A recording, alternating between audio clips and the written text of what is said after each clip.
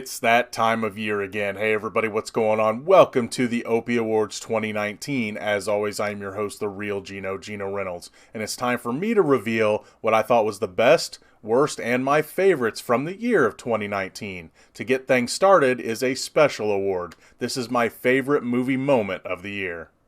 Now obviously I cannot show you all of this because, well, YouTube, but I'm cheating a bit here because my favorite moment from Avengers Endgame is where Cap is standing alone and all of a sudden he hears "On Your Left," which is a callback to Captain America Civil War, and then everything that leads up into him finally getting to say "Avengers Assemble." I can't tell you how many goosebumps I had during that entire part. Look, you know it's coming, but just the way they bring everybody in. I mean, look at my voice is faltering just saying it now because that moment just, I'm going to admit it. It started to bring tears to my eyes because here comes all these heroes to aid Cap, and they're finally all coming back. The ones that have been gone that got wiped away in the snap, and they're finally coming back. You know, there's going to be so many reunions, so many moments. The whole battle is just full of moments, and they're moments that Marvel earned over the 10 years or so of making Marvel movies. They got to, you know, people complain about fan service and things like that, but I think with this battle scene, starting again from when Cap was standing by himself until everyone showed up and until they start charging after he says "assemble," all the moments that happen after that, they earn every single one of them. And just, again, thinking about that moment when I found that clip to put up, it just still brought the feels to me as a comic book fan and as someone that has followed the movies since the beginning. And just, it makes me tear up and have goosebumps and everything, even now. So yeah, Cap assembling the Avengers is my favorite movie moment of 2019. Next we go to Best Animated Movie, and the nominees were How to Train Your Dragon: The Hidden World, Toy Story 4, The Lion King, Abominable, and Spies in Disguise. And your winner this year is Toy Story 4. Look, you have to admit that 2019 was a pretty weak year for animated movies. I know some people are probably wondering where Frozen 2 was. Now, if you watch my review, you won't be.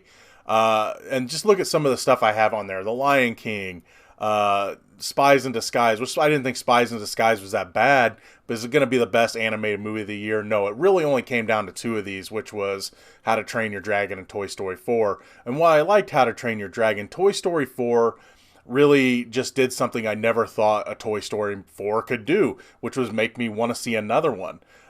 Because after Toy Story 3, you thought, well, you had a great ending to the Andy storyline.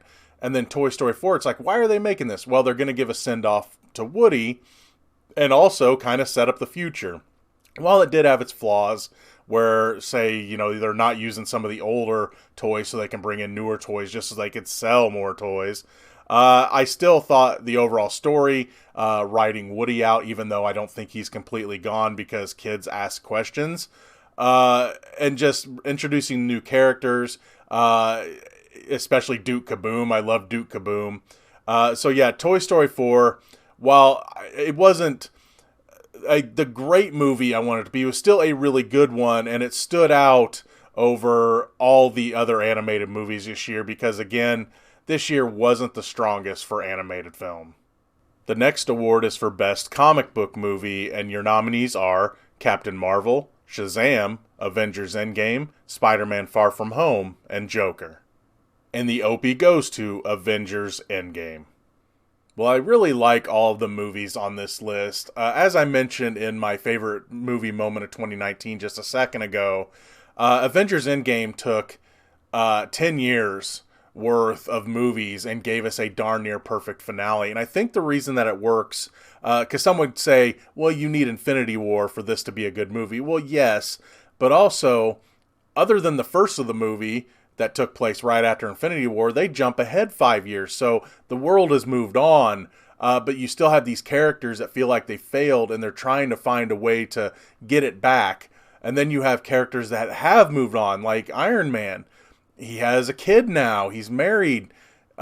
So he doesn't want to change the past. He wants to bring everybody back, sure, but he doesn't want to lose his kid. He doesn't want to say, well, just bring it back to the way it was, because it's like, look, we got to keep what we've gained, because some people have changed and have gained some things. So you have these characters with multiple reasons for wanting to succeed, but they also have multiple reasons that they are somewhat, not saying happy Thanos did what he did, but they understand in a way, because they're like, look, we can't complain. The world is less crowded. The problems are less. So it's a weird start to it, but they still feel like, look, we got to fix this mistake, even though maybe things are a little better, because people still didn't deserve to go out like that. So again, I like all the movies on this list, but Avengers Endgame really just put a final cap on 10 years worth of movies. And as I mentioned before, there's many scenes of fan service. There's many scenes that are going to make you sad, that are going to make you cheer, give you goosebumps. And while I like the other movies, none of them, except for maybe the end credit scene of Spider-Man Far From Home, none of them really had that effect on me other than Avengers Endgame. Next up is Best Horror Thriller Movie, and your nominees are Happy Death Day to You, Annabelle Comes Home, Ready or Not, It Chapter 2, and Dr. Sleep. And the Opie Award winner is Dr. Sleep. Look, I'll be the first to admit that The Shining really isn't my favorite movie. Now, I'm not saying I don't like it or anything. I enjoy it, but I don't get what a lot of people get out of it. That it was until I saw Dr. Sleep. See, Dr. Sleep made me appreciate The Shining even more, because the villains from The Shining, see, you have the good guys and the bad guys in Dr. Sleep are one-upping each other the whole time, and you just don't know who's going to win. I mean, it feels like it's going to be down to the last man. But you have the good guys making a decision to use the bad guys from The Shining to take on the bad guys from Dr. Sleep, and it's like they have to pick the lesser of two evils. And I just love this story because you have the good guys and bad guys one-upping each other. You know who's going to win in the end because, well, I mean, it's a movie, but you just have both sides taking heavy losses, and it's just like, well, we have to make this irrational decision to take on the bad guys. Let's use the other bad guys, the ones that terrorized me when I was a child. So I just really love that Dr. Sleep did that. It keeps you invested the entire time. The characters are wonderful. I love the little girl versus Rose the Hat. Anytime they get in each other's minds, it's really cool. Danny Torrance, it's cool seeing him as an adult, how messed up he was, but then he straightens his life around, but then he's like has to deal with the sins from the past, from his father. He has to deal with his father again. I also like this movie didn't feel like they had to CG in the old footage from The Shining. They just recast everybody, even Jack Nicholson.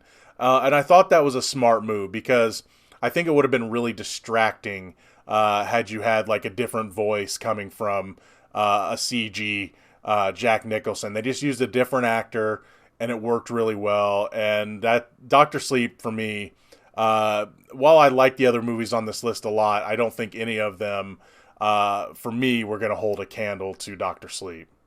Next up is Best Romantic Movie, and your nominees are 5 Feet Apart, Long Shot, Queen and Slim, Marriage Story, and Spider-Man Far From Home. And the Opie Award goes to Marriage Story. Look, just like animation, this was kind of a weak year for romance movies. Look at that. I put Spider-Man on the list. Granted, I love the whole awkward love story. Mary Jane isn't the Mary Jane from the comics in these movies, so you have just two awkward people together. And I always like awkward love stories, but for Marriage Story, see, a romance story doesn't have to be happily ever after.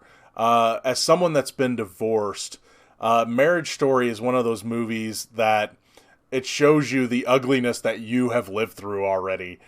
Granted, it was hard to connect to the characters because one was an actor, like a very high-paid actor, and one was this theater nut that was doing really well and getting grants and everything else. So it wasn't like they were, poor people getting divorced. But really that was the only big issue I had with this movie, because it really somewhat authentically showed how, look, you want the best of intentions when you're getting a divorce, and then everybody else gets involved, and it just kind of, everything goes to the wayside when lawyers get involved and friends get involved. Just everything, people are saying you should do this, you should do that. As someone that's lived through it, I understand. So while it's not the happy, romantic type of nominee, it is still a romance story. It's just the end of a romance story. And Marriage Story, for me, was definitely the strongest contender of 2019. Next up is Best Action Movie, and your nominees are Avengers Endgame, John Wick Chapter 3 Parabellum, Anna, Spider-Man Far From Home, and the Indian action film War. And this year's winner is John Wick Chapter 3 Parabellum. How do these movies just keep stepping it up? I mean, John Wick was a revelation in action movies, and I know a lot of people rip on John Wick 2. I love John Wick 2. John Wick 3, though, just amps it up, turn it up to 11. No, you turn it up to 20 when it comes to John Wick Chapter 3. Because, I mean, just from the beginning where he kills somebody with a book, there's a scene where he's building a gun, and he has to build it from scratch, and he gets one shot off, and then it becomes Blade Fight 2019. Just this whole movie, from the dogs to the fight in the glass office, or whatever you want to call it. I love this movie because when it gets started, it lulls for a little bit into thinking, you get to rest. It lulls you just a little bit, and then, no, you don't get to rest. Here we go again. So pretty much from start to finish, this movie is just crazy action. I love that we start to see really the respect people have for John Wick. When two guys are fighting him, and they're just like, we're beating up a legend. It's like, yeah, but he's getting old. But then he tops them anyway, and they're like, it's been an honor, So I just love that, you've got this aging boogeyman, but he's still just tearing through everybody. You have him riding a horse, taking down people on motorcycles. Again, there's a scene where him and Halle Berry and two dogs are fighting off swarms of people. Just everything action-wise about this movie.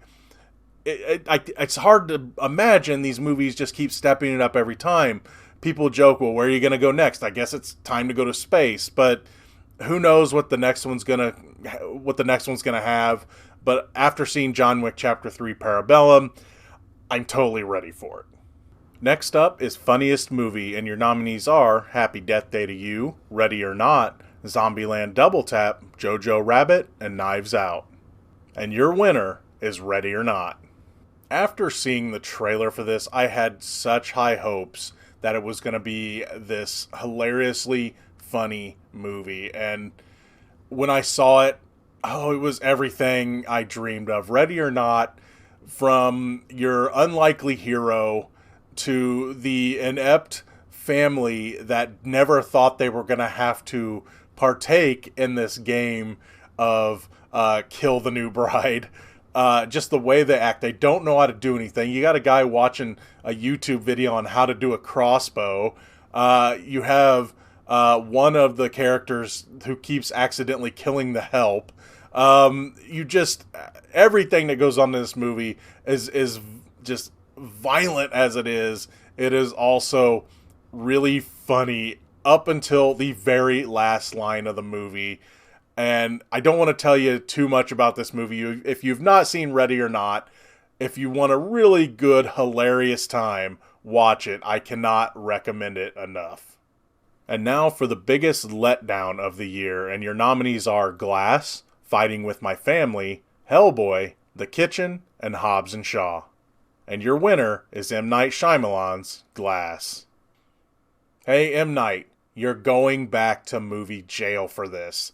Look, I loved Split, but I think the reason I really loved Split is because it promised us another chapter in the Unbreakable series, because I love Unbreakable. It is still a fantastic movie. It is still my favorite M. Night Shyamalan movie. But after Split, I put you on probation from movie jail. But after this movie, you're going back for life. We've been wanting the continuation of these characters for a long time. Bruce Willis's character barely got to do anything in this movie, and spoiler alert, he dies in a puddle. A puddle. While I do love what they did with Mr. Glass in this movie, the whole overarching story was stupid.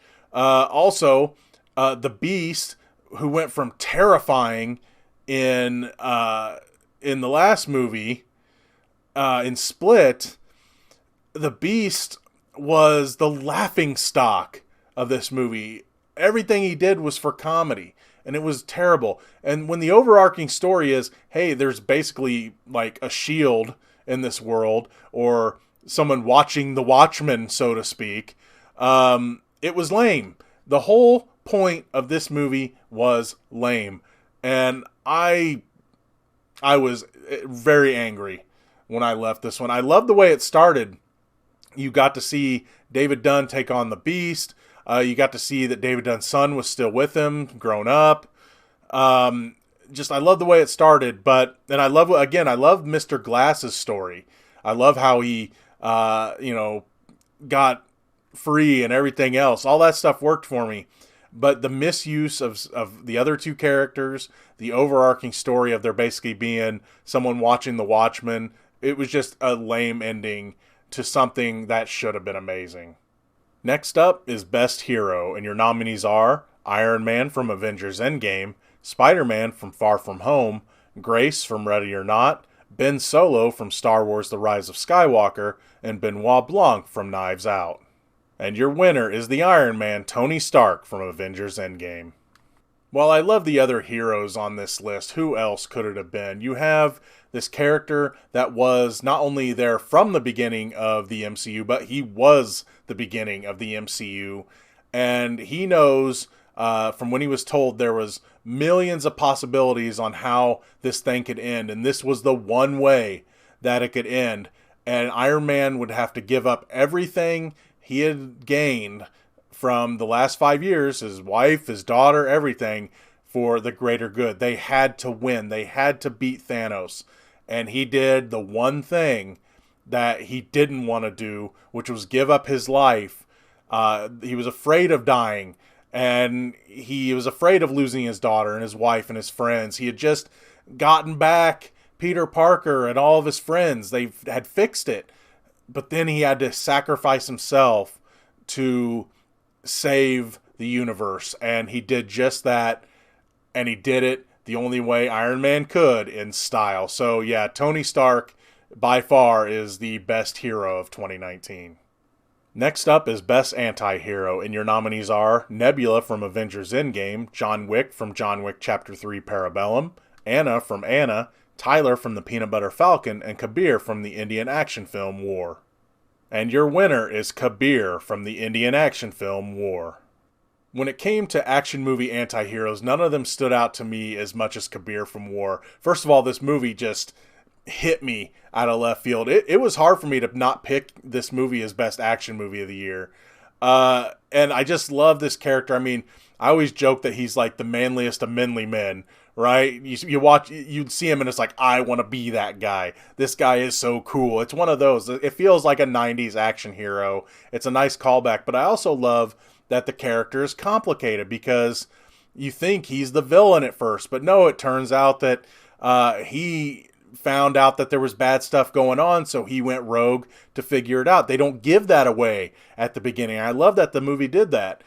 You also see that he has a softer side. He falls in love, but then he has to get revenge because she gets killed, and there's just, the guy has so many layers to him. And then also you have the actor out there on Twitter saying that he's like decoding his character. He called it decoding Kabir.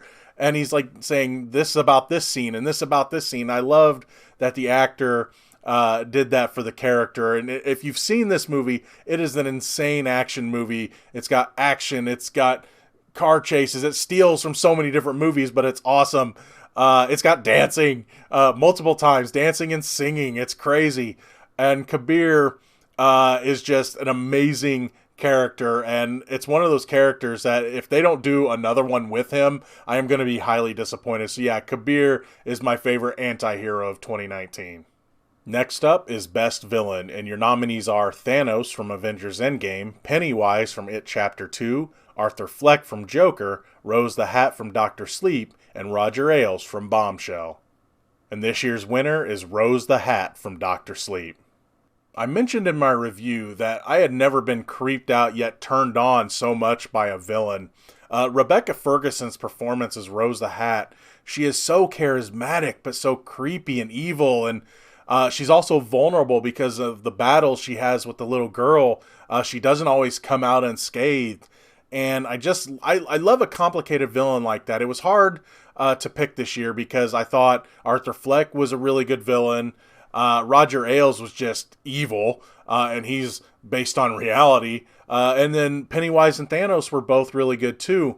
But Rose the Hat for me was the one that really stood out because of her vulnerability. She wasn't this invincible villain that could just be stopped right at the end. She had to fight for what she wanted, and she went back and forth with the good guys. It was almost, you take one of ours, we're going to take one of... you take one of ours, we're going to take one of yours. And it almost gets down to the last man at the end. So I really liked that Rose the Hat, again, is just complicated and creepy and charming. And it's just a good villain should be a little charming if they're to convince others to follow them. And I could believe that the others in this cult would follow her because of the way Rebecca Ferguson performed the part of Rose the Hat. Next up is Worst Movie, and your nominees are A Medea Family Funeral, Dark Phoenix, The Playmobil Movie, Black Christmas, and Cats. And your winner, or should I say loser, of course, is Cats. When it comes to the worst movie of the year, a lot of times it comes down for me as the one that is the most pretentious. I've named other ones in the Opie Awards for being the most pretentious before. But Cats not only was pretentious because, as I mentioned in my review, or should I say my rant, I feel you had this director who was like, I'm making a masterpiece, and the CG, everyone complained about the CG, and it was bad, don't get me wrong. I didn't see the quote-unquote new and improved version, and it wasn't going to fix anything because the CG was the movie's least biggest problem. You had half the movie of them just introducing different cats with different songs, and I'm not going to sing again like I sang in the review. If you want to see me sing, watch the review of it. That was that, and then you just didn't care about the characters. And once you meet one of the characters, they're going to be the one that wins. You had a terrible villain. Idris Elba, this is the worst thing I've ever seen him do. And then you have just a lot of the characters are just annoying, and it's pointless. And it's one of those movies that a lot of people are saying see it just to see it, to experience it. Me, I say that ain't even worth it because I thought about going and seeing the new and improved version, but I knew it wasn't going to fix anything, so I didn't go.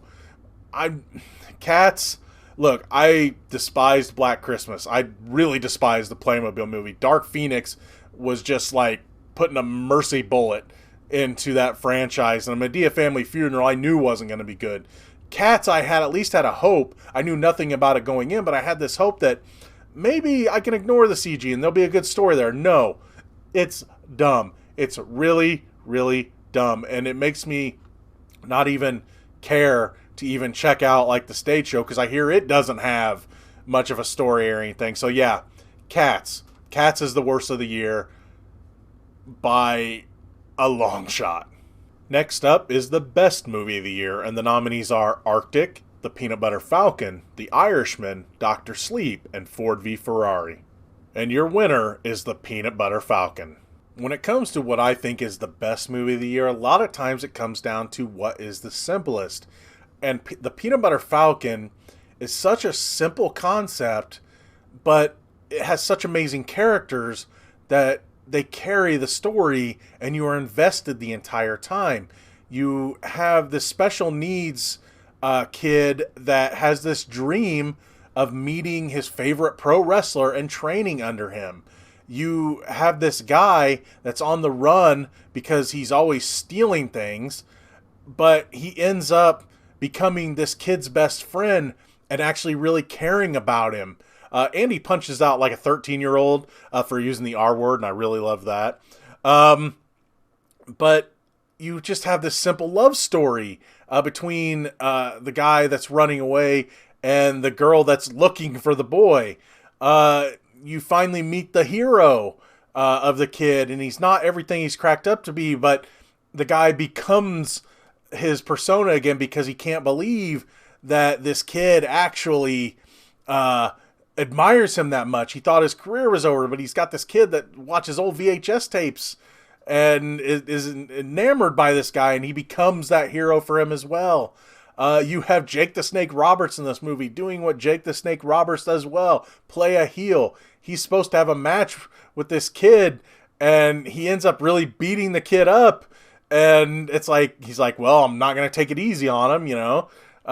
So it's Jake the Snake doing what he does best. You have these guys chasing the main character the whole time. It's just such a simple but fantastic story with amazing characters. And it's just, look, I love all the movies on this list. I mean, it was hard for me to pick between this and Arctic, honestly, were the two real front runners. Arctic was so good.